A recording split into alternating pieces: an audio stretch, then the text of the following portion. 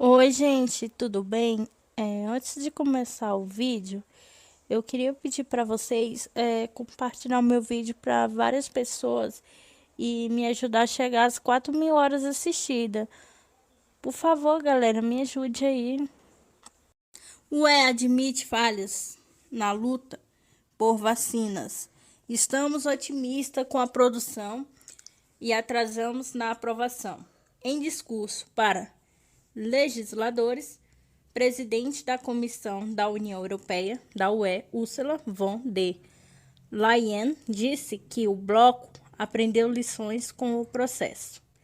Nesta terça-feira 9, em discurso para legisladores no Parlamento Europeu, a presidente da Comissão da União Europeia, Ursula von der Leyen, reconheceu falhas na aprovação e implementação de vacinas contra a Covid-19 pela UE.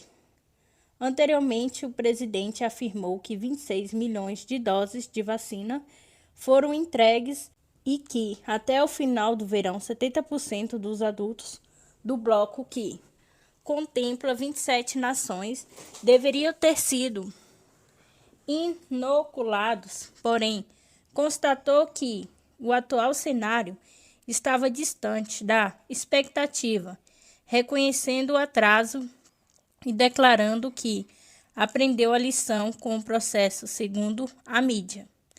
É um fato que não estamos hoje onde queríamos estar na luta contra o vírus. Atrasamos a aprovação e estamos muito otimistas com a produção em massa. Talvez também estivéssemos certos de que os pedidos seriam realmente entregues no prazo, disse o presidente citado pela mídia. Von der Leyen também afirmou que não poderia ter poupado o esforço na aprovação de substâncias biológicas injetadas no corpo das pessoas. Mesmo que isso atrase de 3 e 4 semanas, a campanha de vacinação, no entanto, a presidente defendeu a supervisão da comissão sobre pedidos de vacina, dizendo que seria injusto, uma loucura econômica para o mercado único da UE se apenas alguns grandes estados-membros obtivessem doses garantidas. No fim de janeiro, a UE pressionou a farmacêutica que desenvolveu vacinas contra a Covid-19 cumprirem seus contratos e ameaçou a barra exportação enquanto a demanda europeia não fosse cumprida. O endurecimento da oposição veio dias após a UE acusar a AstraZeneca e a Pfizer Biotech de não garantirem a entrega de vacinas dentro do prazo sem uma explicação válida. O INCRA cria aplicativos para agilizar a regularização fundiária. Medida faz parte do Programa Titular Brasil, que prevê a celebração de acordos de cooperação técnica entre o Instituto e Prefeitura. Para acelerar os processos de titulação de terras públicas federais, o Instituto Nacional de Colonização e Reforma Agrária do INCRA lançou nesta quarta-feira 10 uma plataforma virtual que poderá ser utilizada em parceria com as prefeituras. A medida faz parte do Programa Titular Brasil, lançada hoje e criada por meio de portaria em dezembro do ano passado, que prevê a celebração de acordos de cooperação técnica entre o INCRA e a administração municipais na vistoria de imóveis e coletas de informação, que agilizam os procedimentos. O objetivo do programa é a ampliação do alcance dos serviços do INCRA e a agilização dos processos de regularização fundiária, por meio de acordo de cooperação técnica com as prefeituras municipais. Não se trata do INCRA abrir mão do controle dos processos em si. Na verdade, o INCRA segue fazendo seu papel da análise, da instrução e das decisões dos processos de regularização fundiária, mas em parceria com as prefeituras que assim desejarem e tiverem interesses de atuar na ponta. Elas poderão atuar em conjunto com o INCRA na coleta de informação de requerimento, atuando também em vistorias lá na ponta nos seus municípios, afirmou o presidente do INCRA, Geraldo Mello, durante a cerimônia de lançamento do aplicativo em Brasília. O evento contou com a participação da ministra da Agricultura, Tereza Cristina, e do diretor-presidente do Serviço de Processamento de Dados do SERPRO, Gileno Barreto. Foi a empresa de tecnologia do governo federal que desenvolveu a estrutura da plataforma para o INCRA. Na primeira fase do programa, apenas terras públicas federais ainda não destinadas e que terão seus processos analisados por meio do aplicativo nos próximos meses, ainda sem data definida. O processo de titulação de assentamento de reforma agrária também deve ser contemplado de acordo com o presidente do INCRA. Os processos que serão instruídos na plataforma são aqueles que já tramitam na autarquia. As prefeituras que aderiram à iniciativa e deverão contratar ou indicar técnicos que serão capacitados pelo INCRA para utilizar a ferramenta. Esse servidor vai poder trabalhar sem necessidade de internet e vai o campo levando a íntegra daquele processo, sabendo exatamente o que ele precisa buscar, podendo preencher formulários e tirar fotos, fazer pontos de georreferenciamento e contemplar exatamente o que precisa. Ao voltar à área de serviço, esse processo carrega automaticamente na base de dados do INCRA, afirmou. Para a ministra Tereza Cristina, o INCRA sozinho não daria conta de encaminhar a regularização fundiária em um país com dimensão continentais e, por isso, parecia com as administrações municipais e essencial prefeitos. Essa é uma grande oportunidade que você tem de colaborar com seus municípios. Muitos têm assentamentos e glebas da União que precisam ser regularizados, disse. Procedimentos. Segundo as instruções normativas publicadas pelo INCRA para regulamentar os novos procedimentos, requerimentos de regularização fundiária deve ser entregue na plataforma do CIGEF, titulação que uma base de dados na autarquia disponível na internet.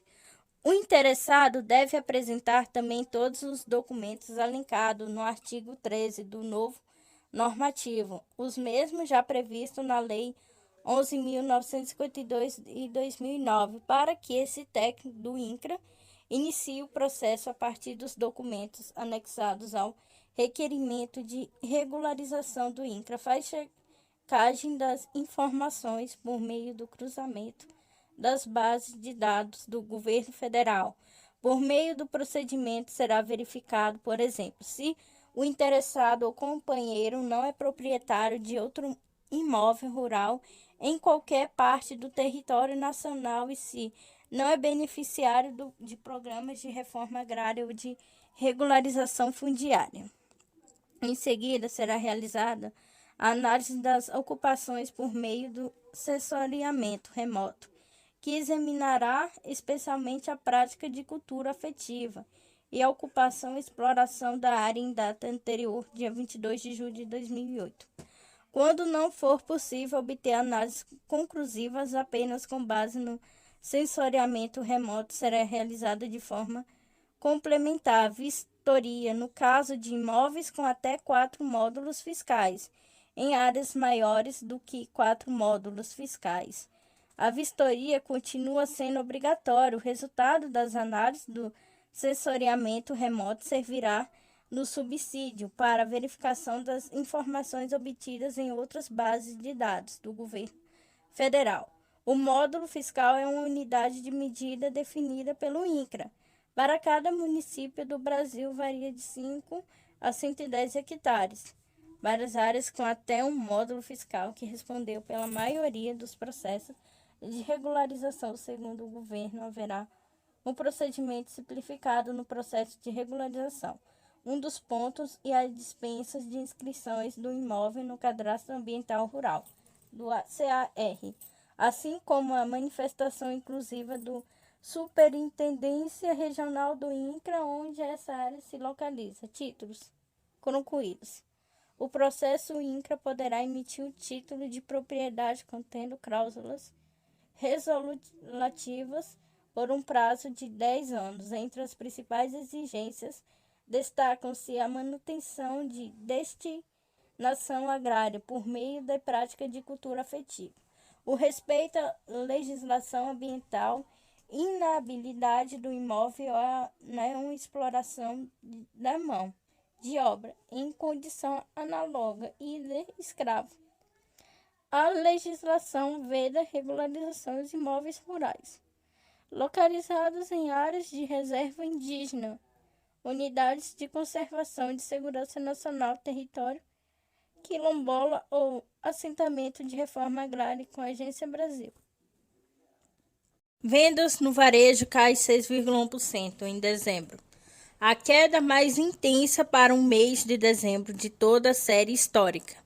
No comércio varejista, ampliado para incluir as atividades de veículos, motos, partes e peças de material de construção, o volume de vendas em dezembro recuou 3,7% em relação a novembro. O volume de vendas do comércio varejista caiu de 6,1% em dezembro, na comparação com novembro, quando variou 0,1%. E a queda mais intensa para o mês de dezembro de toda a série histórica iniciada em 2000, apesar dos resultados negativos nos últimos 2 meses do ano acumulado de 2020 fechou com alta de 1,2%.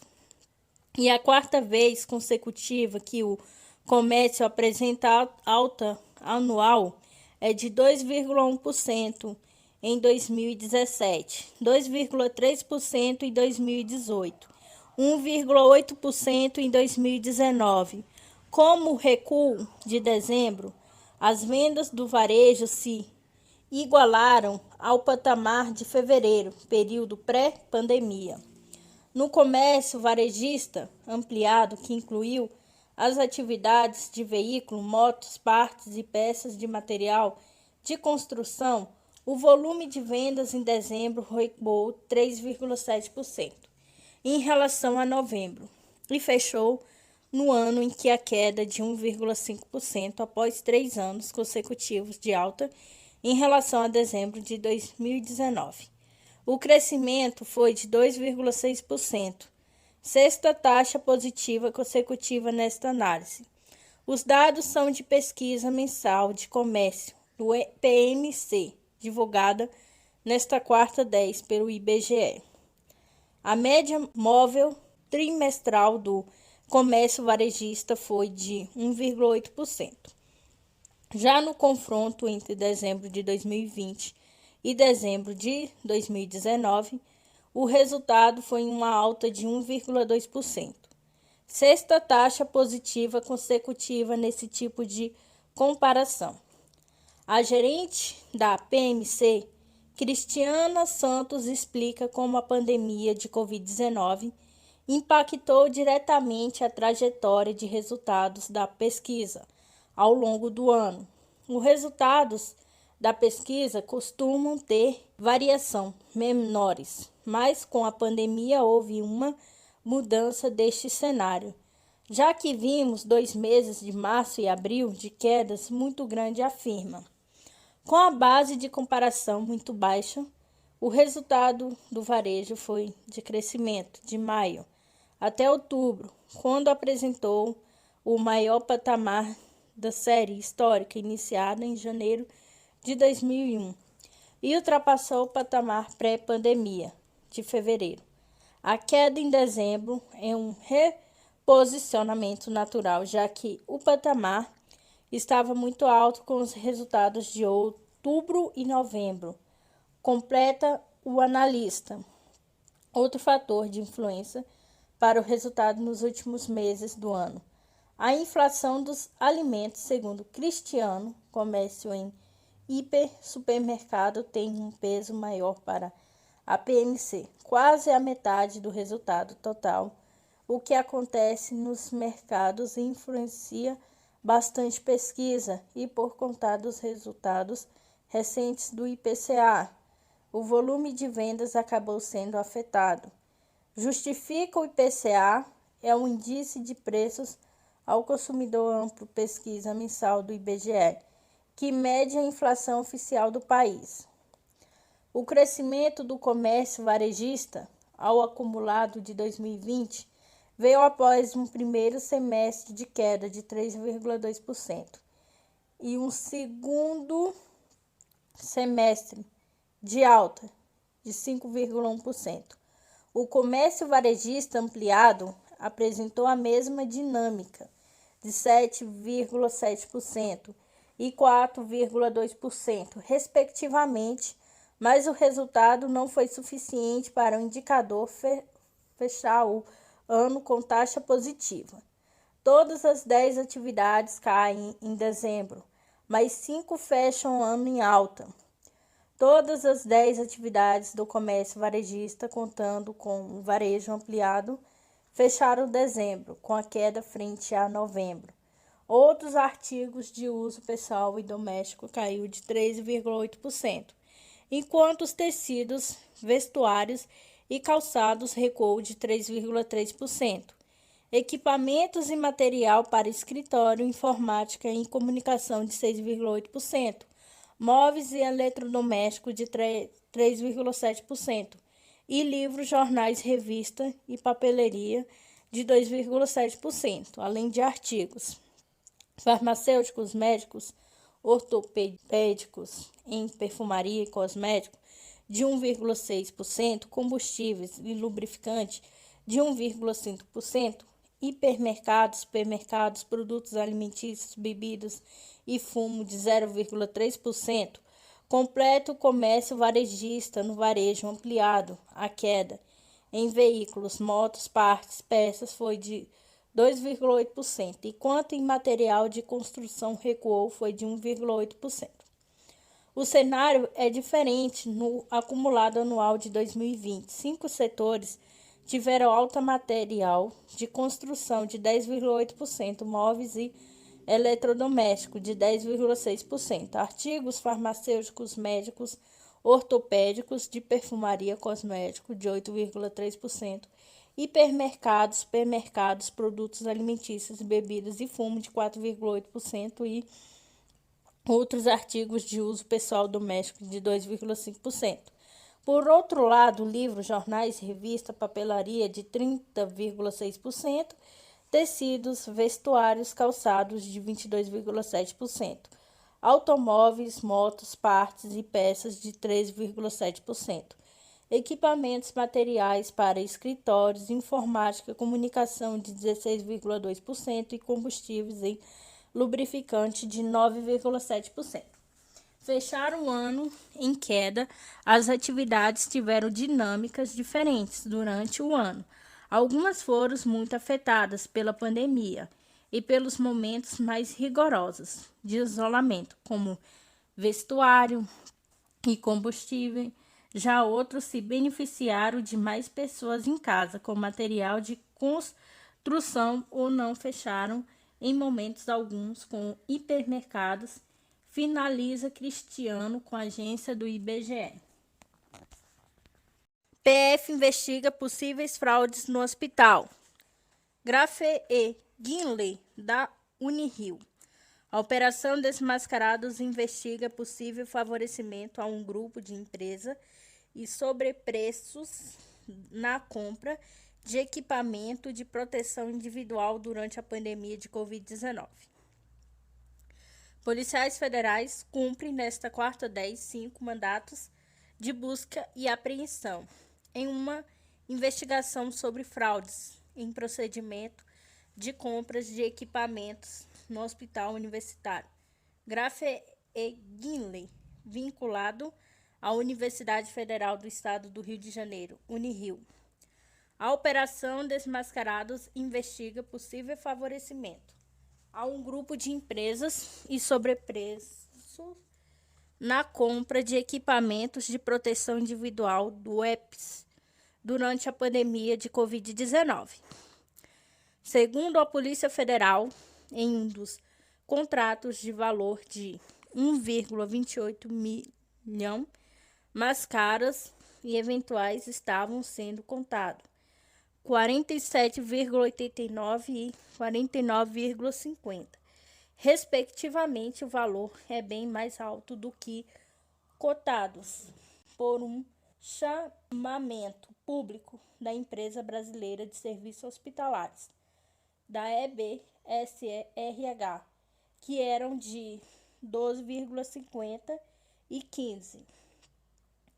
A investigação tem uma base, uma auditoria da EBSRH, estatal de administra hospitais universitários federais, em uma fiscalização de Controladoria Geral da União, CGU, e os mandatos expedidos pela 2ª Vara Federal Criminal no Rio de Janeiro estão sendo cumpridos nas cidades do Rio e Duque de Caxias, com a Agência Brasil. ACM Neto chama Maia de ingrato. Diz que não fará indicações para o governo Bolsonaro. O presidente nacional do DEM, ACM Neto, chamou nesta terça-feira 9 o deputado Rodrigo Maia, do Rio de Janeiro, seu colega de partido, de ingrato por suas críticas e postura da legenda na eleição da Câmara. Além disso, o ex-prefeito de Salvador negou que tenha feito qualquer indicação para o governo do presidente Jair Bolsonaro, que apoiou a candidatura vitoriosa de Arthur Lira, do PP Alagoas, à presidência da Câmara.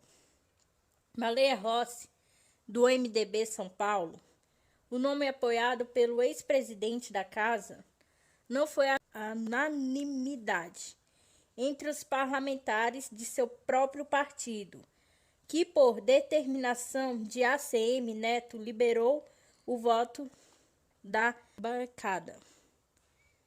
O presidente do DEM disse que as críticas serão sempre no campo político, mantendo o respeito, mas chamou Rodrigo Maia de bastante ingrato e afirmou que suas declarações eram muito injustas. Para o jornal Valor Econômico, Maia disse que ACM Neto entregou o DEM em uma bandeja ao Palácio do Planalto. Convoquei a Executiva Nacional para tirar aquela postura de neutralidade, como forma de assegurar a integridade e a anuidade do partido, para evitar um vexame para Rodrigo Maia, disse ACM Neto. Eu desejei que o partido integrasse o bloco de Baleia Rossi. Institucionalmente, trabalhei para isso. E Rodrigo sabe que fizemos várias reuniões nessa direção, mas infelizmente eu não posso ser maior do que o conjunto da bancada, acrescentou. Nunca tratei com o presidente a bancada do DEM na Câmara. Por sua vez, divulgou a nota afirmando que Maia deveria fazer uma autocrítica sobre a eleição na casa. ACM Neto garantiu que o apoio de parte dos parlamentares do DEM não ocorreu com moeda de troca por cargos do Planalto. Após a eleição no Congresso, Rodrigo Maia foi convidado pelo governador de São Paulo, João Doria, a se afiliar ao PSDB. O parlamentar já sinalizou que deve mesmo deixar o DEM, afirmando que a legenda se voltou para a extrema-direita. Eu nunca tratei com o presidente da República, nem com os dos Palácios do Planalto, sobre a eleição na Câmara dos Deputados. Sempre deixei claro, tanto para Bolsonaro quanto para os colegas dos ministros, que não participaria da indicação de ministro para governo. Eu não quero indicar um porteiro, um servente para o governo. Imagine participar da indicação de ministro, disse com a agência Sputnik Brasil. Calbi Peixoto, a estrela que jamais se apagará. Onde quer que esteja, por de certo, haverá alguém a pesquisar sobre ele, posto que os elementos que compõem fazem dele um cantor singular. Na data de hoje, 10 de fevereiro de 2021, o cantor Calbi Peixoto estaria completando 90 anos e seu falecimento ocorrido em maio de 2016. Não teve cordão de fazer o carinho dos fãs. Pelo contrário, pois o que se atesta é um carinho especial para garantir que seu legado não seja esquecido sob o comando de Lucas Antônio, de 18 anos, presidente do fã-clube do cantor. A memória de Calbi Peixoto tem encontrado meios para ver se preservado.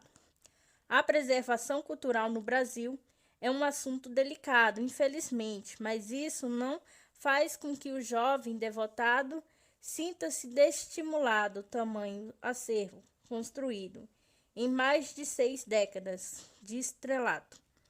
Há muito para contar a história daquele chamado com muito merecimento de professor. Os ensinamentos de como tratar o devoto público, a disciplina como voz e rigor para a comparecer no palco e dar o seu melhor, sem dúvidas, influenciaram cantores que viam nele um exemplo a ser seguido. Na linha de exemplos e dá um destaque deve ser dado à versatilidade de estilos musicais que gravou e interpretou poucos cantores oriundos da era do rádio no Brasil.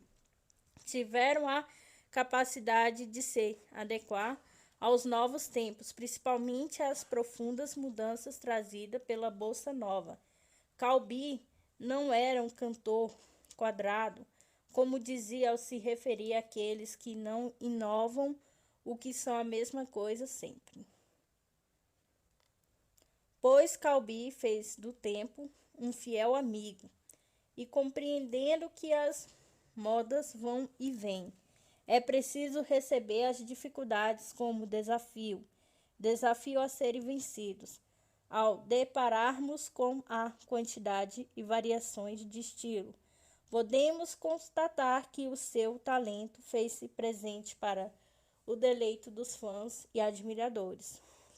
A carreira foi impulsionada por uma família verdadeiramente musical, sobrinho do famoso pianista, nono primo de Ciro Monteiro, irmão de Moacir Peixoto, pianista, Aranquém Peixoto, trompetista, Andiara Peixoto, cantor internacional em cassinos, considerado o primeiro produto marketing musical brasileiro, quanto Calbi canta As Meninas Desmaiam, uma das manchetes que dão uma dimensão do estrelato do cantor. A gravação em 1957 de Rock and Roll em Copacabana, o primeiro do ritmo com letra genuinamente brasileira, fez surgir a comparação com Elvis Presley pela revista Time Life. Ele aproveitou nos Estados Unidos, também fez carreira gravando Wiggle, uma versão em inglês da música Maraxangalha, composta por Dorival Caymmi. Curiosamente, um dos primeiros sucessos de Calbi veio também dos Estados Unidos. Ele gravará uma versão para a música Blue Gardenia, sucesso de voz da Nat King Cole. Outra fase que merece destaque é a gravação do LP Calbi, para marcar os 25 anos de carreira do cantor. Naquele ano, de 1980, o título é uma das faixas constantes, feita por Caetano Veloso, exclusivamente para Calbi Peixoto. Outra faixa que merece destaque é a música Bastidores, feita por Chico Buarque. Essas mencionadas músicas, assim como mencionado o LP, foram sem dúvidas responsáveis por revitalizar e, de certa forma, comungar a geração de fãs.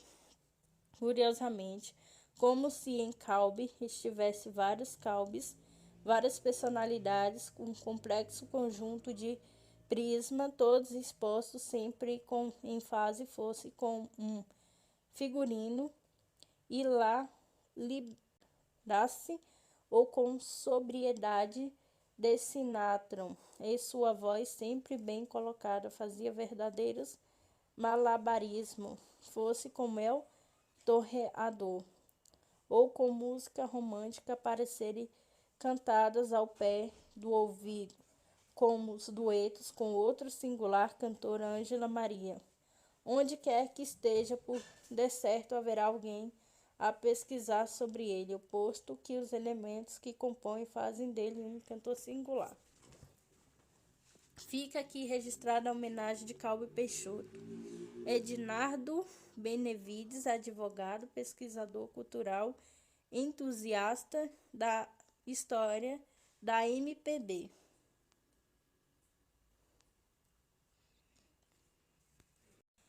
Câmara aprova o texto base de projeto que dá autonomia ao Banco Central.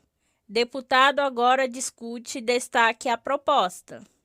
O plenário da Câmara dos Deputados aprovou nesta quarta-feira 10 por 339 votos e 114 texto base do projeto que prevê a autonomia do Banco Central. Neste momento, os parlamentares ainda analisam o destaque que pode modificar trechos da proposta. A proposta foi aprovada pelo Senado em novembro do ano passado e confere um mandato de 4 anos para o presidente e diretores da autarquia federal. O texto estabelece que o Banco Central passa a se classificar como autarquia de natureza especial, caracterizada pela ausência de vinculação ao Ministério de Tutela ou de subordinação hierárquica. Para o relator do projeto, o deputado Silvio Costa Filho, republicano de Pernambuco, a medida vai melhorar na nota do Brasil. Em relação aos investidores internacionais, parlamentar reiterou que a proposta já é discutida no Congresso há 27 anos. Vai dar ao Brasil um novo padrão de governança monetária, que vai dar um sinal muito importante ao mercado internacional, fazendo com que o Brasil possa melhorar a sua imagem internacional, mais do que nunca, fazendo com que investidores possam analisar o Brasil como uma janela de oportunidade, afirmou o relator proposta. De acordo com o texto, o presidente da República indicará os nomes que serão sabatinados pelo Senado. Caso aprovados, assumirão os opostos. Os sindicatos, em caso de aprovação no Senado, assumirão no primeiro dia útil do terceiro ano do mandato do presidente da República. O projeto estabelece mandatos do presidente e diretores de vigência não coincidente com o mandato de presidente da República, diretores e o próprio presidente da autarquia.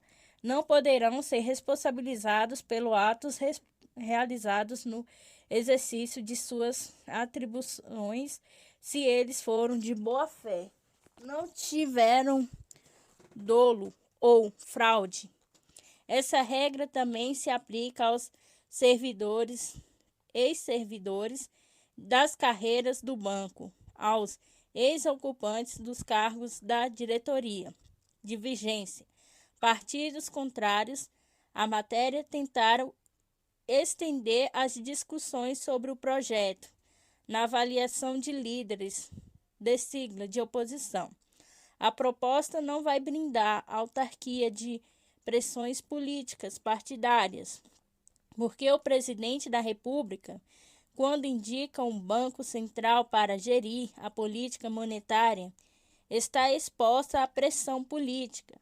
para as agências quando não protege os interesses dos consumidores, e sim dos prestadores de serviço. O conceito é capturar no teremos um banco central capturado.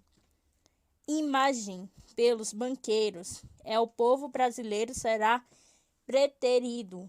Vai aumentar a pobreza e a miséria. Esta que é a realidade, argumentou o deputado Afonso Florencio, do PT Bahia, com a Agência Brasil. Guedes quer ajuste para ter 20 bi e bancar a nova rodada do auxílio emergencial. Ministro da Economia liga benefício à cláusula de calamidade, uma espécie de nova PEC de guerra para evitar crime de responsabilidade fiscal. A ideia é pagar mais 3 parcelas do benefício de 200 cada. O Brasil pode manter a emenda do teto de gasto que determina que a despesa pública só seja corrigida pela inflação até 2026, diz Mansueto Almeida, economista-chefe do BTG Pactual, ex-secretário do Tesouro, e o ano de 2026 é a data prevista na própria emenda, para que se possa mudar o critério de reajuste do teto de gasto. Mansueto, em sua primeira entrevista no BTG, ressalta que o esforço em 2021 será grande, exigirá que o governo limite sua despesa discricionária ao menor nível desde 2009, quando o dado passou a ser calculado.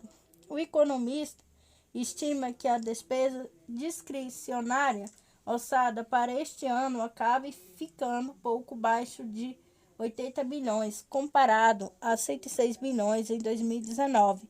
Primeiro ano do governo Bolsonaro, já o investimento público deve cair em 2021 para apenas 34 bilhões ou 0,4% do PIB. Mansueto avalia também que se houver necessidade de um novo auxílio emergencial, este ano o mercado não te assustará, desde que o governo construa uma solução com um valor limitado, de 20 bilhões a 30 bilhões, em troca aprove algum avanço estrutural que melhore o cenário de finanças públicas para os próximos anos. O novo auxílio, entretanto, teria de vir com um crédito extraordinário, que significa que automaticamente considerado uma despesa estratégica precisaria ser combinado com reformas que façam o cenário fiscal ao longo dos próximos anos ser melhor do que o mercado enxerga. Ao contrário do que alguns no mercado pensam, Mansueto vê ganhos fiscais não desprezíveis. O médio ao longo prazo numa boa reforma administrativa, mas é mais cético quando a economia a prazo mais curto que o PEC de emergência fiscal poderia trazer para compensar o gasto extra como um eventual substituto do auxílio emergencial. O pior de a travessia até a próxima eleição presidencial para o economista, ao mês de 2021, ele acha possível que o governo evite um grande lockdown, mas julga que pode haver atrasos de pagamentos, como em 2003. Um ano de forte ajuste fiscal é, de fato, um orçamento muito apertado, que não comporta frustração de receita. No entanto, há uma boa notícia para o governo, prossegue Mansueto. Ele recorda que havia a ideia de que o teto de gasto seria cada vez mais difícil de cumprir. À medida que passemos os anos no mandato de Bolsonaro, portanto, o pior ano seria 2022, e o governo teria de entrar no ano eleitoral cortando despesas e investimento. Mas no meio do caminho houve o descolamento de indícios de inflação que ninguém esperava observar. Ele se refere ao fato de que o teto de gasto de 2021 foi ajustado pelo IPCA, acumulado em 12 meses, até junho do ano passado, de 2,13%. As despesas obrigatórias deste ano, no entanto, com benefícios previdenciários, serão corrigidos pelo INPC ao final de 2020, de 5,45%. Esse deslocamento contribuiu para tornar ainda mais apertado o orçamento deste ano. Para 2022, entretanto, ocorrerá o fenômeno inverso. Até junho, o IPCA acumulado deve ficar em 6%. E o INPC cheio do ano deve ficar em torno de 3,7%. Dessa forma, o governo, em 2022, o ano eleitoral, poderá aumentar o investimento público e as despesas discricionárias. É possível que o maior investimento público do governo Bolsonaro seja no próximo ano, podendo chegar a 60 bilhões.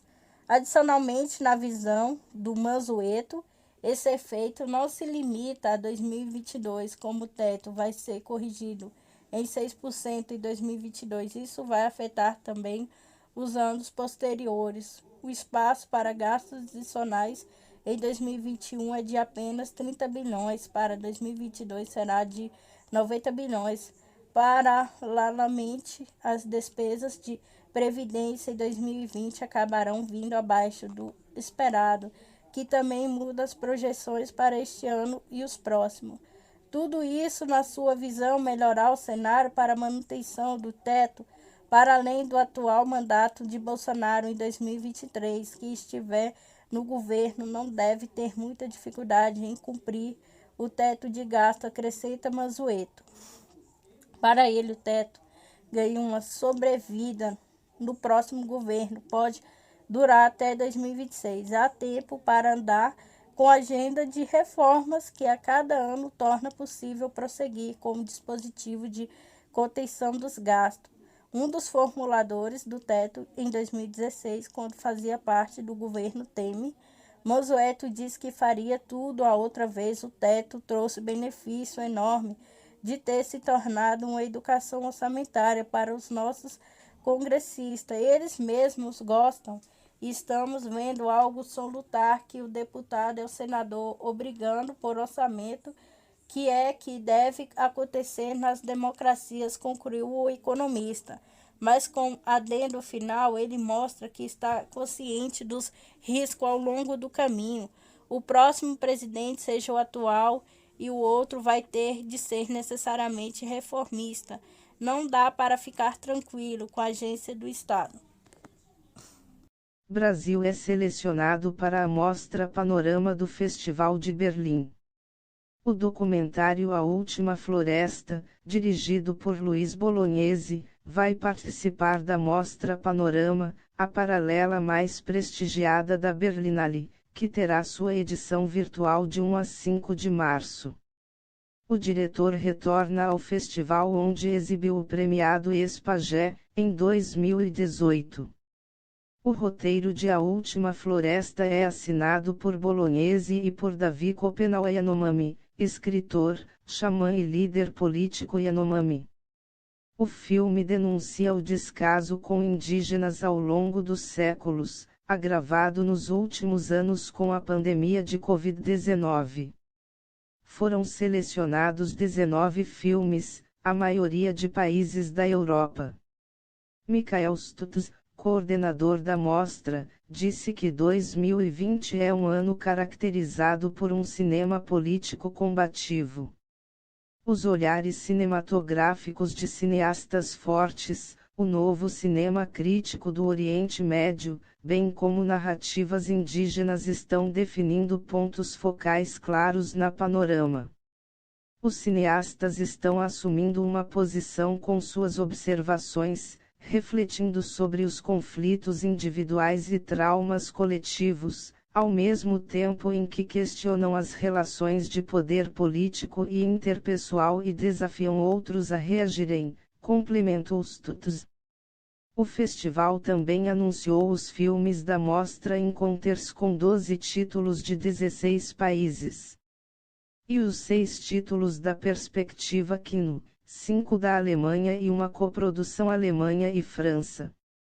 os filmes das mostras Fórum e de curtas-metragens. O festival também divulgou nesta terça-feira, 9, os filmes selecionados para a 51ª edição da Fórum Expanded, que inclui instalações, e da Berlinale Shorts, curtas-metragens. Com 17 filmes e dando um espaço maior para diretores em início de carreira, a maioria dos títulos da Fórum vem de países da Europa.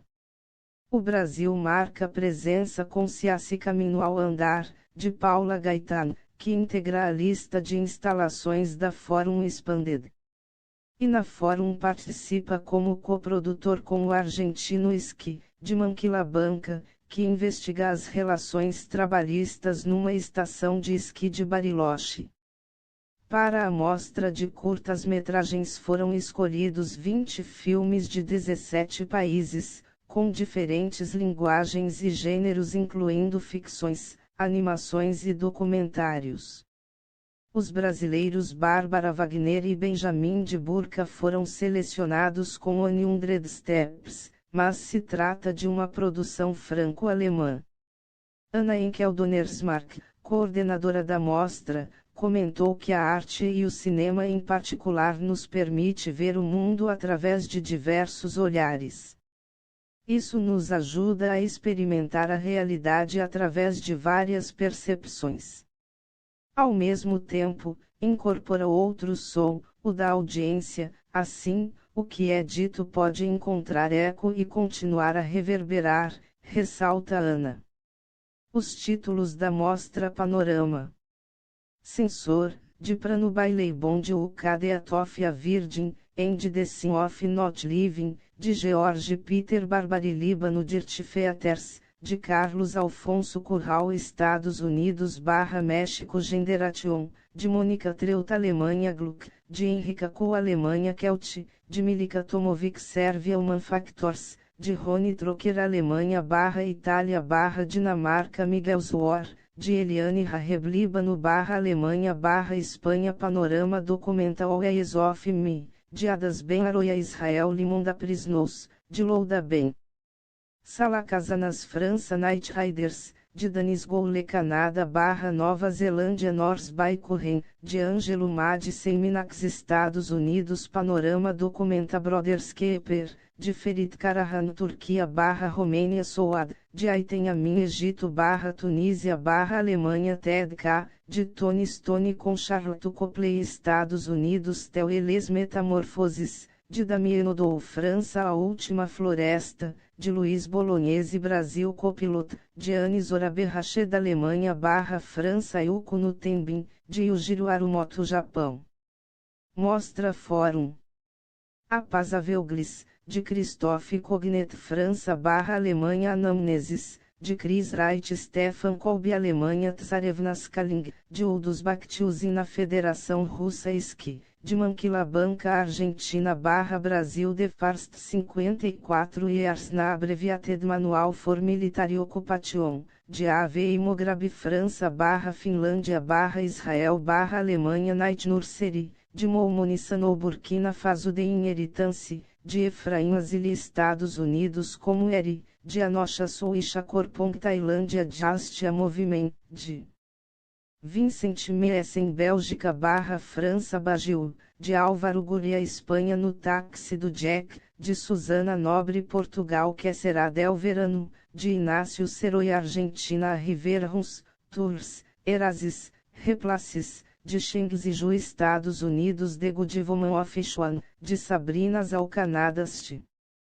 Anne, de Raine Vermette Canadá Tamin de Garden, de Salomé Jachi Suíça / Alemanha / Geórgia Laveduta Luminosa, de Fabrício Ferraro Itália / Espanha Mostra Fórum Expanded Black Artsac, de Irene Anastasia Reine Gabri República de Artsac Play, de Prapatjo Arangsan Tailândia / Singapura Seven Years Arong Denili Delta, de Sharif Zohairi Egito Songs of the Shirt, de Kerstin Schrödinger Alemanha Lost on Arrival, de Polak Van Beek Holanda Furiza Filintu, de Cynthia Beata Alemanha Night for Day, de Emily Vardil Portugal 13 Vais of Lopkin Ata Blackbird, de Ana Vaz Portugal Autotrofia, de Anton Vidocli Itália The Coast, de Sorabura India May, de Unijulie, de Kevin Jerome Everson Estados Unidos Bicentenário, de Pablo Alvarez Mesa Colômbia de Redfield Teres Vitdraven, de Minjung Kim República da Coreia Mudança, de Velkebung Alemanha Portugal Afterlife Followed by Redin Pastujar, de Jonakin na Finlândia Capita, de Petna Catondolo. Estados Unidos Vaterland, de Moritz Siebert Alemanha Aurita Framis, de Angélica Levi Alemanha. Cadernob Cinema Brasil é selecionado para a mostra Panorama do Festival de Berlim. Foto de Pedro Marques Davi Copenau Yanomami Credit, foto de Pedro Marques por Mirna Silveira Brandão publicado 10, FEB, 2021-1202. O documentário A Última Floresta, dirigido por Luiz Bolognese, vai participar da mostra Panorama, a paralela mais prestigiada da Berlinale, que terá sua edição virtual de 1 a 5 de março.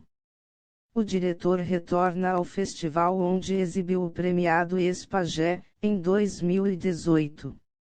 O roteiro de A Última Floresta é assinado por Bolognese e por Davi Copenau Yanomami, escritor, xamã e líder político Yanomami. O filme denuncia o descaso com indígenas ao longo dos séculos, agravado nos últimos anos com a pandemia de Covid-19. Macaquim de Três Última Floresta de Luiz Bolognese, foto, Pedro J. Marques. Foram selecionados 19 filmes, a maioria de países da Europa. Michael Stutz, coordenador da mostra, disse que 2020 é um ano caracterizado por um cinema político combativo. Os olhares cinematográficos de cineastas fortes, o novo cinema crítico do Oriente Médio, bem como narrativas indígenas estão definindo pontos focais claros na Panorama. Os cineastas estão assumindo uma posição com suas observações, refletindo sobre os conflitos individuais e traumas coletivos, ao mesmo tempo em que questionam as relações de poder político e interpessoal e desafiam outros a reagirem, complementou Stutz. O festival também anunciou os filmes da mostra Encounters com 12 títulos de 16 países. E os 6 títulos da Perspectiva Kino, 5 da Alemanha e uma coprodução Alemanha e França. Os filmes das mostras Fórum e de curtas-metragens. O festival também divulgou nesta terça-feira, 9, os filmes selecionados para a 51ª edição da Fórum Expanded, que inclui instalações, e da Berlinale Shorts, curtas-metragens.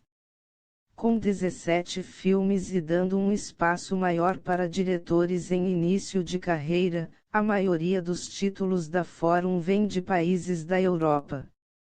O Brasil marca presença com Se Assim Caminho ao Andar, de Paula Gaetan, que integra a lista de instalações da Fórum Expanded. Macaquim de Três Cena de Esqui, de Manquilabanca, foto, divulgação Berlinale, e na Fórum participa como coprodutor com o argentino Esqui, de Manquilabanca, que investiga as relações trabalhistas numa estação de esqui de Bariloche. Para a mostra de curtas-metragens foram escolhidos 20 filmes de 17 países, com diferentes linguagens e gêneros incluindo ficções, animações e documentários. Os brasileiros Bárbara Wagner e Benjamin de Burca foram selecionados com 100 Steps, mas se trata de uma produção franco-alemã. Anna Enkel-Donnersmarck, coordenadora da mostra, comentou que a arte e o cinema em particular nos permite ver o mundo através de diversos olhares. Isso nos ajuda a experimentar a realidade através de várias percepções. Ao mesmo tempo, incorpora outro som, o da audiência, assim, o que é dito pode encontrar eco e continuar a reverberar, ressalta Ana.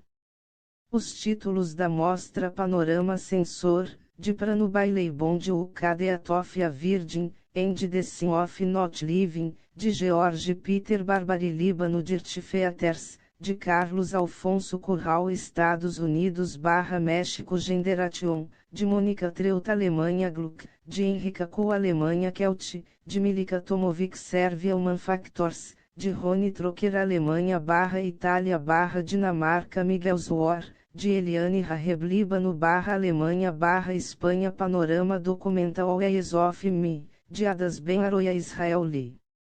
Munda Prisnos, de Louda Ben Salah Casanas França Night Riders, de Danis Goulet Canadá / Nova Zelândia North by Corren, de Ângelo Madsen Minax Estados Unidos Panorama Documenta Brothers Keeper, de Ferit Karahan Turquia / Romênia Soad, de Ayten Amin Egito / Tunísia / Alemanha Ted K, de Tony Stone com Charlotte Copley Estados Unidos Tel Eles Metamorfoses, de Damien Odoul França A Última Floresta, de Luiz Bolognese Brasil Copilot, de Anne Zora Berrachet da Alemanha / França Yuko no Tenbin, de Yujiro Arumoto Japão Mostra Fórum A Paz Aveuglis, de Christophe Cognet França / Alemanha Anamnesis, de Chris Wright Stefan Kolbe Alemanha Tsarevnas Kaling, de Uldus Bakhtiuzina Federação Russa Ski, de Manquila Banca Argentina / Brasil de Farst 54 Years na Abreviated Manual for Military Occupation, de AV Imograbi França / Finlândia / Israel / Alemanha Night Nursery, de Moumonisano Burkina Faso de Inheritance, de Efraim Azili Estados Unidos. Como Eri, de Anocha Souisha Korpong Tailândia Justia Moviment, de Vincent Meessen Bélgica / França Bagiu, de Álvaro Gurria Espanha no Táxi do Jack, de Susana Nobre Portugal Que Será Del Verano, de Inácio Seroi Argentina Riverhuns, Tours, Erasys, Replaces, de Shengzi Ju Estados Unidos de Gudivoman of Chuan, de Sabrina Zalcanadast. Anne, de Raine Vermette Canadá Tamin de Garden, de Salomé Jachi Suíça / Alemanha / Geórgia Laveduta Luminosa, de Fabrizio Ferraro Itália / Espanha Mostra Fórum Expanded Black Artsac, de Irene Anastasia Reine Gabri República de Artsac Play, de Prapatjo Arang Santa Tailândia / Singapura Seven Years Arong Denili Delta, de Sharif Zohairi Egito Songs of the Shirt, de Kerstin Schrödinger Alemanha Lost on Arrival, de Polak Van Beek Holanda Furiza Feeling 2, de Cynthia Beata Alemanha Night for Day, de Emily Vardil Portugal 13 Vais of Lopkin Ata Blackbard, de Ana Vaz Portugal Autotrofia, de Anton Vidocli Itália The Coast, de Sorabura India May, Juni Julie, de Kevin Jerome Everson Estados Unidos Bicentenário, de Pablo Alvarez Mesa Colômbia de Redfield Teres Vitdravan, de Minjung Kim República da Coreia Mudança, de Velkebung Alemanha / Portugal Afterlife Followed by Redin Pastujar, de Jonakin na Finlândia Capita, de Petna Katondolo. Estados Unidos Vaterland, de Moritz Siebert Alemanha Aurita Framis, de Angélica Levi Alemanha Fórum, Instalações All of All Stars Aribut dos Tom MY Shows, de Aigai Vazian Líbano Black Belt, Fora Shamanic Cinema, de Grace Dirito Espanha / UK / Bélgica Tosiudo Notdraun, de Naem Mohan Yemen Índia / Japão / Suíça Medicine and Magic, de Tirza Kuchand Canadá Ciaci Caminho ao Andar, de Paula Gaetano Brasil Under the White Mask, de filme Tata Art School de Avimad, de Matias de Groove Bélgica de Song of the Shirt, de Kerstin Schrödinger Alemanha Voices and Shells, de Maya Schweizer Alemanha The Wake, de The Living and the Dead Ensemble Haiti / França / UK de Zama Zama Project, de Rosalind Morris Estados Unidos / África do Sul / Canadá. Curtas-metragens. Ao motociclista no Licabila Felicidade em El Traje, de Gabriel Herrera México Les Attendants, de Trung Minh Y França Singapura Blastogênese X, de Conrad Veidt e Charlotte Maria Katzla Alemanha Dennis Strasse, de Guzinkar Suíça e Aster Eggs, de Nicolas Kepens Bélgica / França Glittering Barbie Blood, de Ulu Brown Alemanha International Daventures Day, de John Grayson Canadá A Love Song in Spanish, de Ana Helena Tejera França / Panamá Luz de Presença, de Diogo Costa Amarante. Portugal Moria Pines, de Lívia Huang Estados Unidos Nano Tudor, de Olga Lukovnikova Bélgica / Portugal / Hungria One Hundred Steps, de Bárbara Wagner e Benjamin de Burca França / Alemanha One Thousand and One Attempts to be an Ocean, de Wang Yuan França Rehearsal, de Michael Omono Nigéria Cites Uncoeur, de Emily Vandenamel França Strange Object, de Miranda Pinel Ukava Dinhon Avalk, de Sasha Svirsky Federação Russa Ventana, de Edgar Jorge Baralt Estados Unidos de Isdoni, de Zangdalei. China Zondermeer, de Meut Sivan Coili Bélgica.